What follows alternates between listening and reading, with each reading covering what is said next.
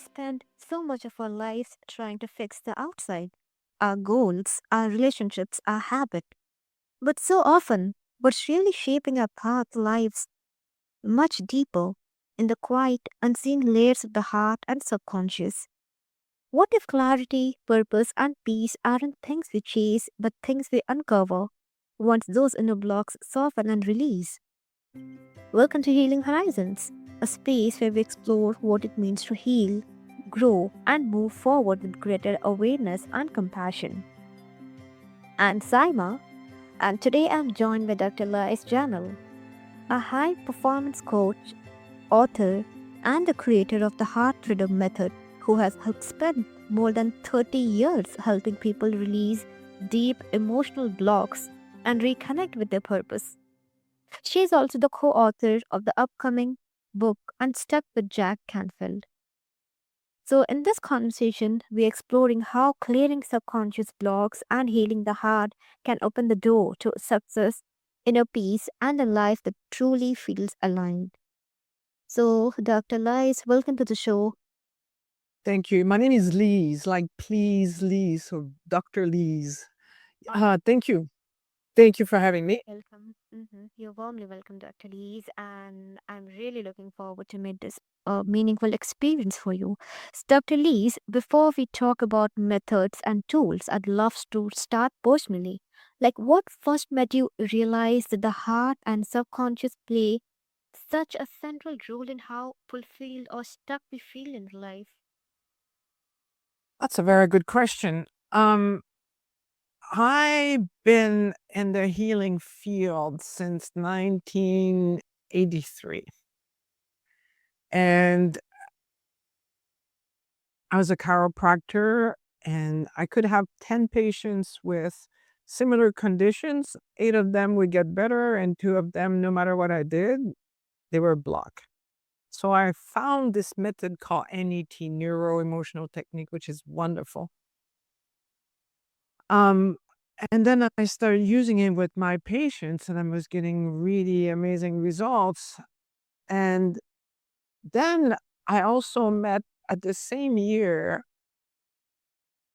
one of my mentors who taught me the power of gratitude, the power of living from the heart. And from working with, we calculate, I probably have done like 130,000 sessions with different people. So after a while, you start to see patterns, and I start to see what works well and what does not work so well. And what I see, and I've helped so many people now, is like, it's not rocket science if you want to live a great life. The only way you're going to live a great life is first, you need to connect with your heart and know, who am I? Why am I here? Where am I going? So you need to spend time connecting with your heart. And the best way to connect with the heart is through gratitude. Gratitude and love help you connect with the heart. And when you're connected in the heart, then it becomes a lot easier to know why you're here. So once you have the clarity, it's about taking actions. But most people are not aware, 99% of the population is not aware that you have something called subconscious beliefs. And if these subconscious beliefs are in line with your goals, then it works well. But if your subconscious believe that going after this goal that inspires you actually would be dangerous for you, it will sabotage you. And so that's why I'm super excited to speak about this, because otherwise people end up feeling like, oh, I'm just unlucky. These things are not meant for me. It's for other people. When the only thing you need to do is you need to learn the tool that I created called the Heart Freedom Method, that allows you to find in 10 to 15 minutes the moment the belief was created, and clear it from your body, clear it from your physiology, so that you can take the right action. So these blocks can impact your health, your finances, your career, your love life. Like everything in your life is actually a combination of conscious desires, but also you need to be super aware that the subconscious mind can create stories that are no longer serving you. Like yesterday, I was working with a client of mine, and I was testing her on, I'm worthy of being loved. Mhm. And we ended up back in the womb when she was 6 months in her mom's belly and sensing dad wanted a boy. So she was not worthy of receiving love because she was inadequate. She was just a girl instead of being a boy. And like the release she got was beautiful. Like she said, "Oh my goodness, that makes so much sense. This is why I was doing this and this and this and this." So, like, it's such a great work to do, and we every single one of if some of the people listening right now is, "Oh, I don't have any of these," I can guarantee you, each and every one of us has subconscious belief working against us. We're just not aware of them, and that's why we need a tool to get rid of them. And also, there are three clues you have a subconscious belief working against you. The first one is you know what needs to be done, but you're not doing it. The famous procrastination. You know that, if you picked up the phone to call a potential client or make an application for a job, it would be really good for you. But instead, you you go cooking, you go check your social media, you call your friends, you do anything but that thing that would be good for you. The second clue that you have a subconscious belief working against you is you do what needs to be done, but it feels like drudgery. Like it uses a lot more energy than it should. It becomes exhausting. It's like walking while there's a big elastic band holding you back. The third clue that you have a subconscious belief working against you is you do everything right. You follow the recipe. You do what other people are doing, but you keep getting the opposite results to what you want. So, those three clues are super important for everybody to know. And then, because then it's not that are unlucky. It's not that you're not meant to have what you want. This is a big red flag to tell you you need to do the subconscious work so that you can let it go and be able to move forward to take actions, because it's good to know what you want, but without action nothing happens. So you need to combine listening and taking actions. And if you're not able to take actions, then you just know there's a subconscious belief working against you. And now you have a tool called the heart freedom method. And I'm excited because that's the book I'm writing with Jack Canfield right now, and I'm excited to bring it into the world. I really appreciate how clearly you name, Bob, this idea that so many of us are living with subconscious beliefs quietly working against us, like you said, often without our awareness. And I feel there's something both humbling and empowering in what you're saying, actually. Humbling because it explains why willpower alone doesn't always work, and empowering because it reminds us that with the right tools, change is actually possible, like you said. I feel it reframes being stuck not as personal failure, but as an invitation to walk at a deeper level. And the way you frame that is really remarkable. Now, I'm curious, when people hear phrases like subconscious blocks or heart healing, what do you think is the biggest misunderstanding they tend to have? Oh, that's so common, but from working with thousands of people one on one, what I started to see is that there are two stages to human development. The first stage is the unconscious, asleep, infantile stage. The second one is the conscious, awakened, mature stage. Everybody goes through stage one, but not everybody makes it into stage two. And the main difference between stage one and stage two is that right from the beginning, right from when you were born, love had to come from the outside. If love didn't come from the outside, you would die. So we get tricked into believing that love is going to come from the outside, and we learn to manipulate the outside world to give us the safety that we need. So when the world around us does what we want, we feel worthy of love, we feel incredible. I'm queen of the world, king of the world, I can have anything I want. But when the world is not reacting to you, the way you want it, when you want it, then you start to create stories. And each and everyone, it's not possible that you get through life where you always get what you want when you want it. So each and every one of us has had plenty of opportunity to create beliefs. So you're asking me which one is the commonest one? Like the the core story, the core lie, the core misunderstanding is that something is wrong with us when we're not getting what we want from the outside. Like for me, for example, when I was born, I don't know why they did that, but my mom was asleep. Can you imagine? My mom is asleep. And they took me away from my mom and put me in a nursery. So you could cry and cry and cry and cry and cry because I wanted mom and nobody comes. And you cry and cry and cry and cry, then you start to think like, what's wrong with me? Because if I was worthy of love, my mom would be coming right now. Then you cry and cry and cry and cry and cry and cry and cry and cry. And it hurts so much to cry and not get a response that we stop asking. And that's the story that happens to all of us. And I think, like for me, I call stage one the boot camp because my premise, I base all my work on that, is that our essence is love. It's who we are. We are connected to God, our higher self, your soul, whatever you want to call it. It's like our essence is love. But when we create stories, we disconnect from the heart and we disconnect from our ability to have this connection to happiness that comes when we are connected in the heart.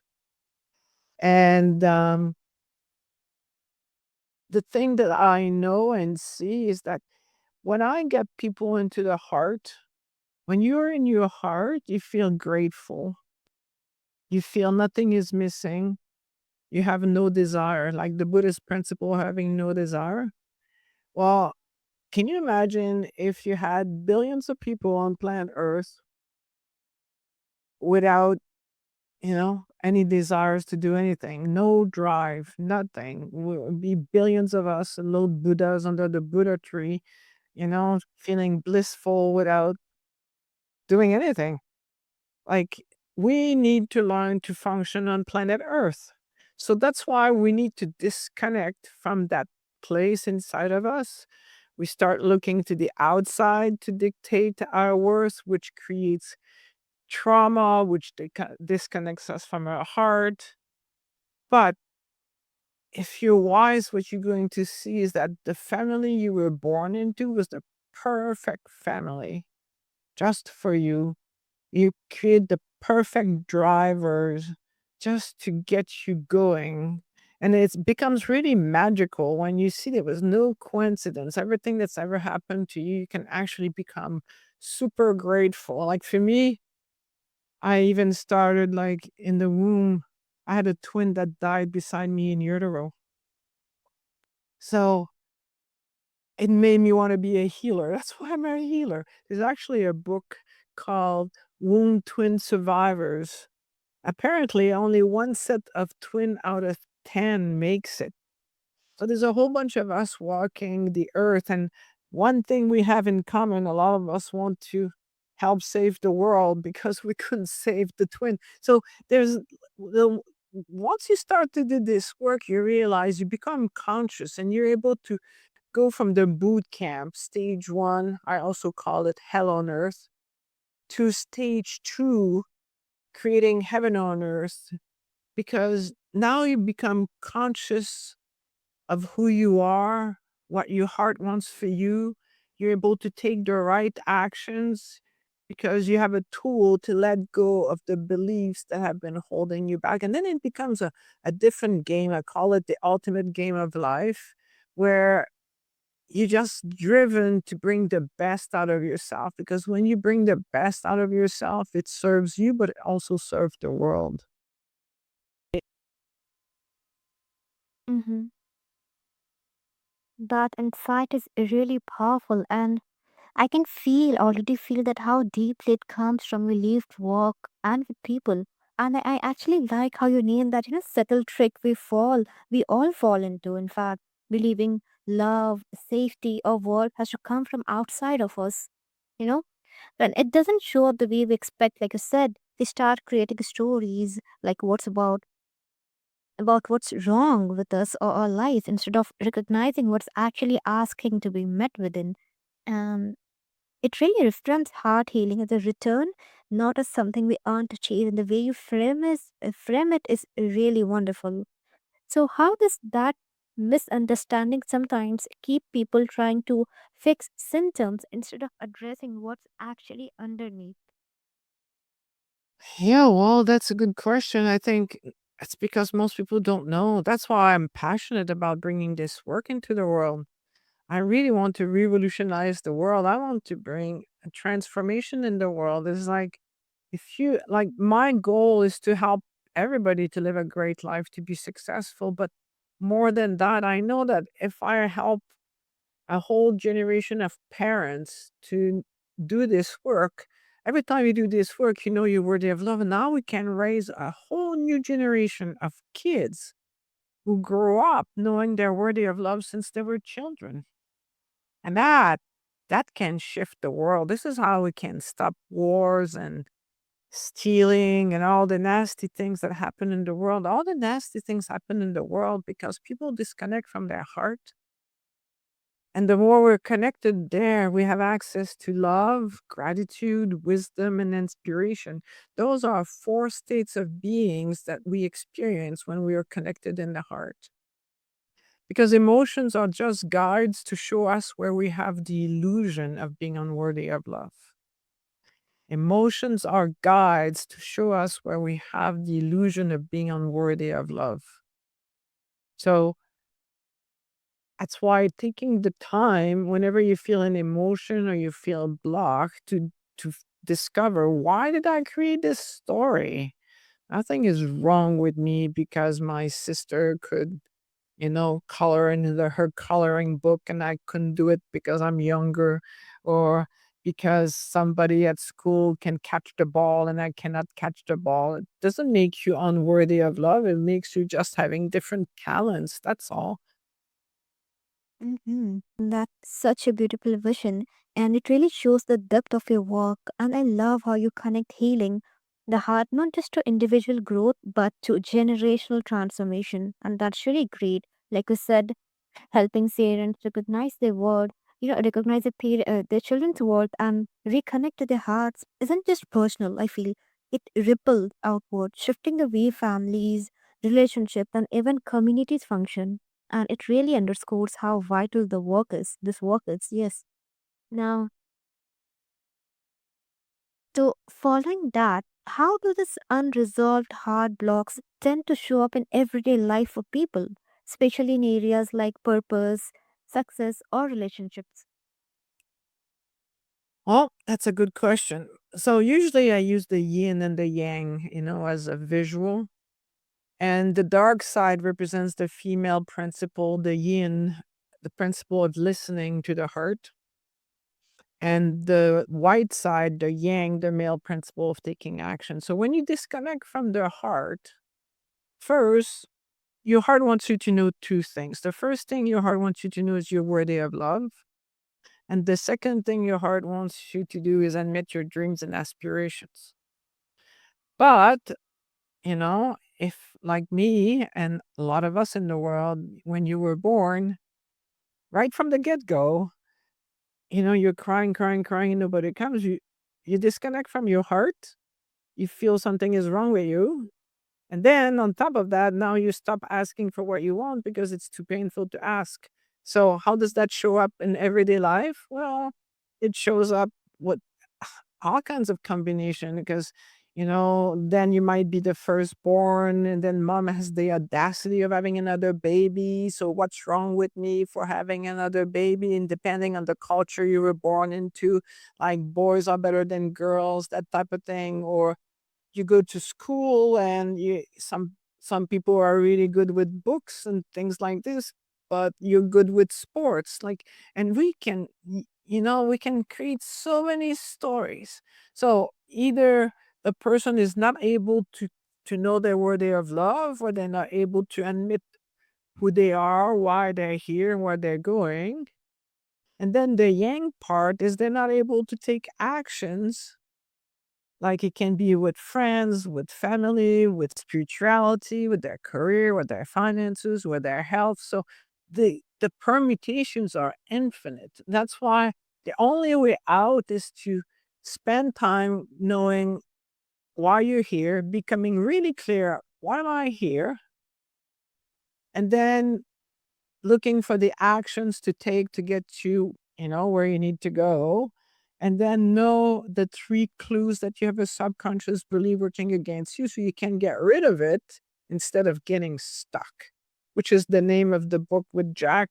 It's going to be called Unstuck. I'm going to help people get unstuck.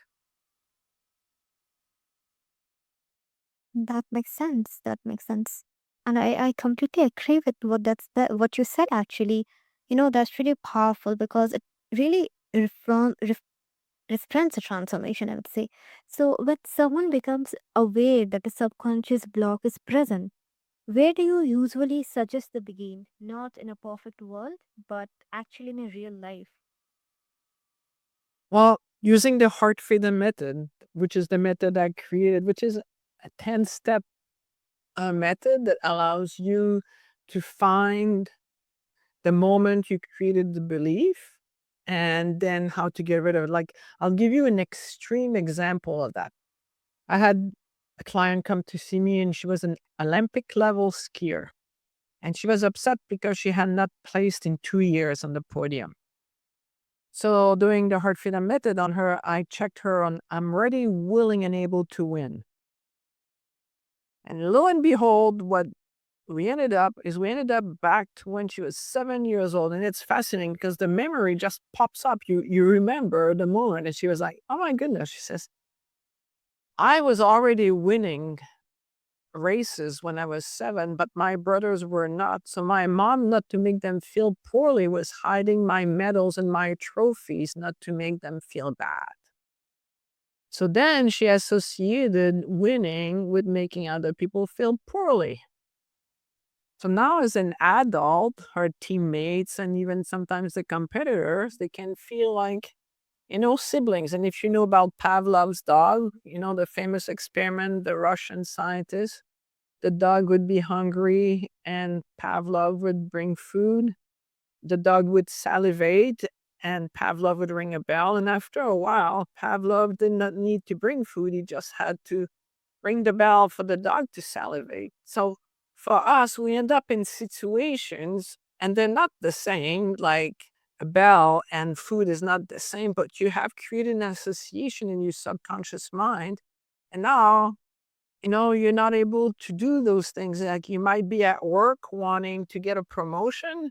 You remember when you were a kid, your brothers and sisters felt poorly when you succeeded. So now for some reason, you never get the promotion, and it's always your colleagues that get the promotion.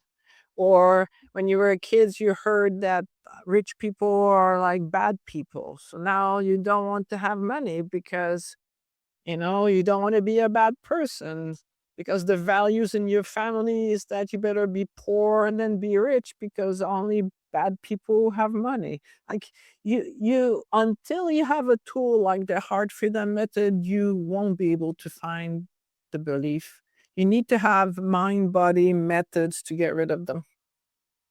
Mhm. That makes sense. That makes sense. And the way you frame that, I would say, is actually remarkable. That such a powerful approach, like honoring both mind and body, really shows your depth of understanding. And it's clear that you have created tools that meet people where they are and helping them engage with their whole selves rather than, just their thoughts. And that integration you're describing is really inspiring and feels so accessible for anyone ready to do this work. Now, building on that, how does the hard freedom method help people move from insight into actual emotional release and lasting change? Well, first, there's a metaphor. And this young woman asked the guru, like, how do I live a great life? And the guru said, All right, meet me at the beach tomorrow with your bathing suit. So at sunrise. So the student shows up with the guru at the beach at sunrise, and the guru goes in the water and she asks the student to come with her. And then she says, put your head on the water. And so the student puts her head on the water, and then the guru puts her hand on top of her head.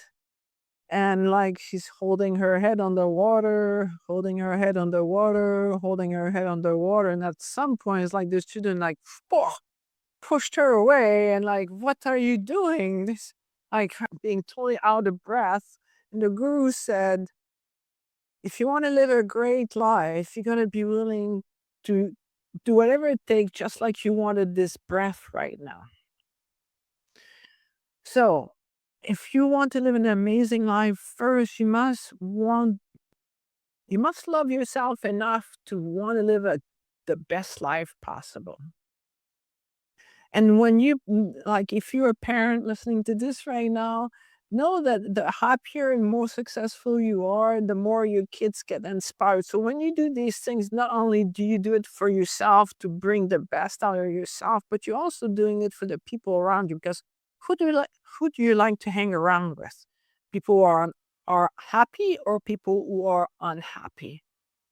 So it's our purpose, each and every one of us, to pay attention to who we are or why we're here and where we're going, and then be so driven that you have a big why. The bigger your why, the more power you'll have, the more discipline you will have. Like, I climbed the Mount Kilimanjaro, and Mount Kilimanjaro, the hike itself is not that bad, but the lack of oxygen is like, phew, like anything I've ever experienced. And I remember I was at the bottom of the face in the morning at 3 in the morning, and I'm looking at the summit. And I was a competitive rower for 17 years, so I knew how to gather my energy and how to manage it. And so I set my side to get to the top. And by 11 o'clock, we were at the top, what I thought was the top, but it's called Gilman's Point. And at Gilman's Point, you still have an hour and a half to go, which means you have another hour and a half to come back. So that was an extra 3 hours. And I'm standing there going like, why am I going to do this? This is crazy. I'm nauseous. I can't walk straight. I'm in pain. And my guide who was with me, I said, like, why? I'm not sure if I can do this. He says, don't worry. I'll help you down for sure. I've done this many times because this is where I realized the power and the need to have a guide who's been where we want to go before us, because they can guide us and give us a sense of safety and like belief in ourselves. So him telling me that was good.